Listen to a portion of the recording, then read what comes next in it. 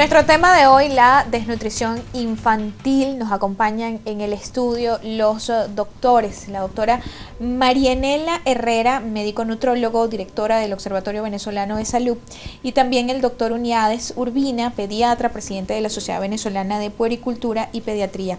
Bienvenidos ambos, gracias por haber atendido a nuestra invitación una vez más acá en Soluciones, en el caso del doctor, para tratar este tema tan interesante y que además pues hemos visto bastante información al respecto en los últimos días, desde el pasado viernes, y más adelante explicaremos por qué. Digamos, se ha venido hablando muchísimo sobre la desnutrición infantil, pero no es algo que es nuevo en nuestro país. Yo quisiera iniciar justamente la conversación en la mañana de hoy preguntándoles qué significa o qué es la desnutrición infantil y cuáles serían esas primeras señales que debemos identificar o saber identificar para conocer que un niño está padeciendo de desnutrición o tiene un cuadro de desnutrición infantil. Bienvenidos, buenos días. Bueno, podemos hacer aquí un complemento entre ambas cosas. Así es. Yo les voy a hablar desde el punto de vista poblacional y cuando en una comunidad tenemos signos de desnutrición infantil y cuáles son esas evidencias que nosotros vamos a buscar, porque esta es mi área, ¿no? Trabajo claro. como en comunidades, yo no hago consulta, ¿verdad?, de desnutrición o de nutrición en este momento, pero sino hacen evaluaciones en comunidades.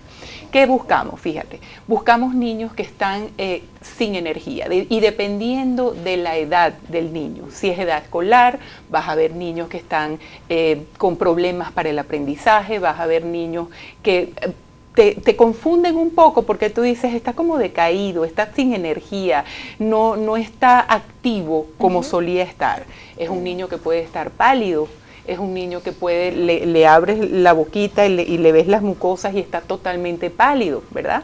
Y muchas veces están hasta deshidratados. Entonces, estos son evidencias, son signos que nosotros buscamos cuando hacemos una jornada o evaluaciones en comunidades, en escuelas, ¿verdad? Y dependiendo de la edad, como decía al principio, por ejemplo, si es un niño recién nacido que todavía está dentro de los primeros 1000 días, hay que tomar muy en cuenta cómo estuvo la evolución del embarazo de la madre, cómo fue su peso al nacer. Los niños con bajo peso al nacer tienen riesgos aumentados para una serie de enfermedades a futuro, incluyendo la desnutrición. Sí. Y cuando ya consulta la mamá, que llega a los servicios de nutrición o los servicios de pediatría en general, lo primero que te dicen es que el niño empieza a correr el huequito del cinturón del pantalón, porque el niño empieza a perder masa muscular, mantiene su peso y mantiene su talla, pero si eso se prolonga en el tiempo, empieza a afectarse el peso y la talla, y como bien dice Marianela, el peso y talla, como le digo yo a las mamás, bueno, vamos a tener una generación a futuro más bajito y más delgadito.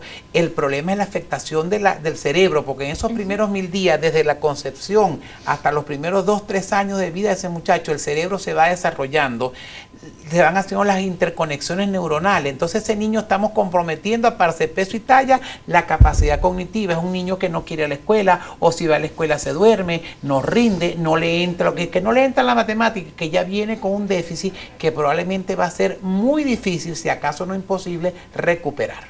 ¿Qué factores influyen para la desnutrición infantil? En el caso del observatorio y en estas evaluaciones que hacen, ¿qué detectan como esos factores que pues llevan a la desnutrición infantil?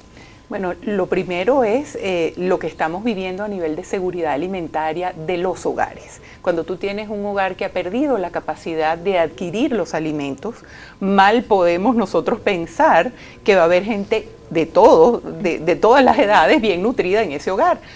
Ya en COVID, en el año 2014, nos decía que el 80% de los hogares venezolanos no tenían suficientes ingresos para comprar alimentos, y en el 2016 la misma encuesta nos dice que el 93% de los hogares no podían, y ahorita ninguno de nosotros tiene dinero suficiente para comprar alimentos. Eso es así. Es una realidad. Entonces ese es un factor que es un gran obstáculo para que la gente alimente bien a sus hijos. Tenemos evidencias e historias dramáticas de madres que nos dicen, bueno, es que yo hoy tengo que elegir a cuál de mis hijos alimento, y entonces me los voy turnando.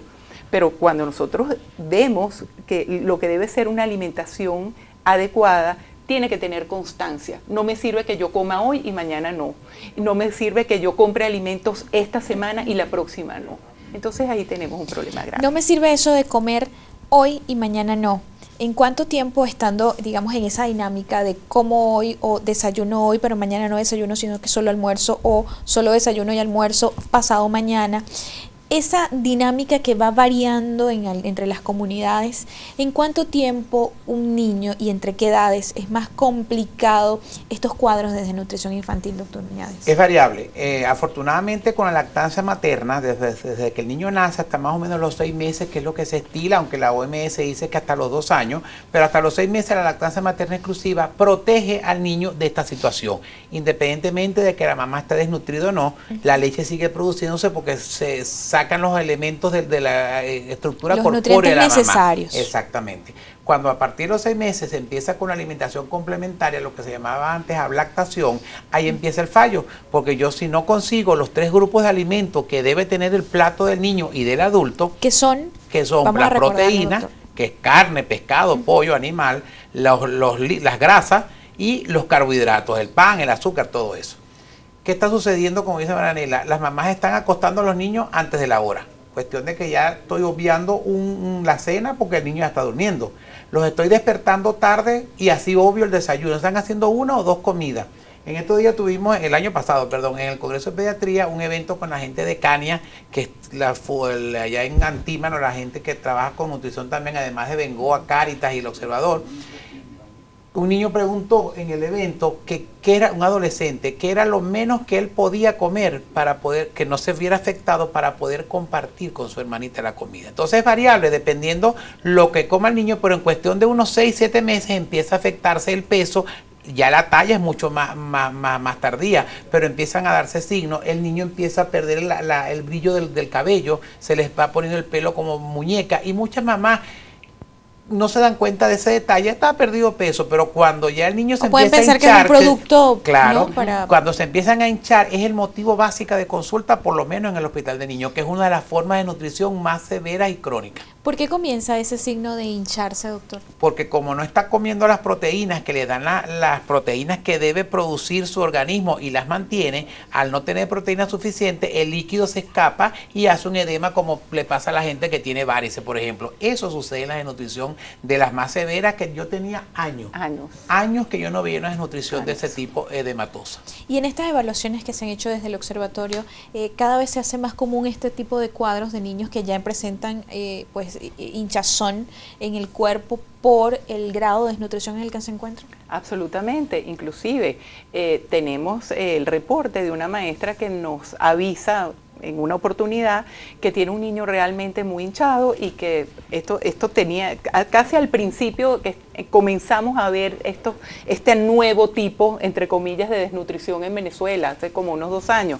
Ella nos reportaba que estaba viendo un niño sumamente hinchado, pero que en el hospital no sabían qué tenían, porque realmente en Venezuela se había perdido el ojo clínico, vamos a decir, desde hace tanto tiempo que no se veían desnutrición aguda. Entonces, por supuesto, como otras enfermedades. Entonces, hay médicos que jamás lo habían visto. Exacto. Entonces hubo que reentrenar a la gente para explicarle, mira, esto está pasando, y además a la persona, a los maestros que tienen que convertirse en unos vigilantes, ¿verdad?, del estado nutricional, porque son muchas veces quienes perciben los signos y síntomas que están dando los niños. Como en este caso, tuvimos que decirle a la maestra, mira, este niño no puede seguir yendo a la escuela, tiene que irse para un hospital de verdad, porque la desnutrición aguda se trabaja y se trata intrahospitalariamente. Ya no es de trabajo ambulatorio con la madre en el hogar.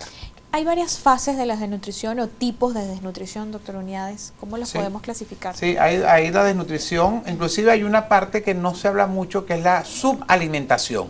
Tú no estás desnutrido, pero estás dejando de comer, entonces te mantiene, el organismo hace un juego con sus mismos mecanismos de tratar de mantenerse en una situación hasta llega un momento en que ya fleja, entonces empieza la desnutrición. Sería como el inicio, esa fase inicial. Exactamente. Okay. Y está la desnutrición, los extremos que son el niño que está caquéctico, que es como un saquito de hueso forrado en piel, las imágenes que nos sorprendieron en la década de los 80 de Biafra, así estamos viendo niños en Venezuela.